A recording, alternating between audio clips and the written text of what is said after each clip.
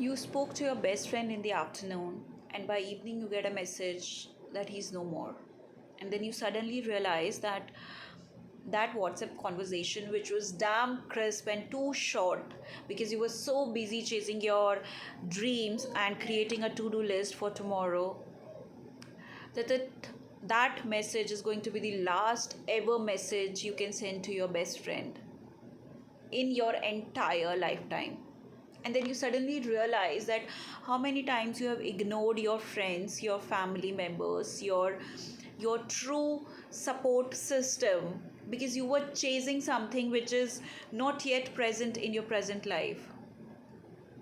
And then you realize that life is too short and too uncertain that you cannot hold on to the tomorrow that once I have finished this, I'm going to take my partner out. I'm going to speak to my best friend which I have been ignoring for so long. I'm going to do this once I have done this. No. That time, that once will never ever come. So this is your moment. I've always believed in it. But yes, I forgot once again. And this time I have learned it in a very, very harder way. So, to all my friends whom I've ignored, to all my members, family members, my loved ones whom I've ignored unconsciously or maybe sometimes with the purpose, with a fake purpose, I'm really sorry. I can't call you back in my life again, my friend, but I promise I will never ever do it with anyone else. If you need me, I am, and I will always be there for you. Always.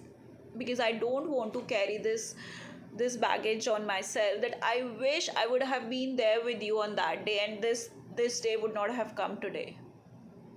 I don't want to carry this baggage.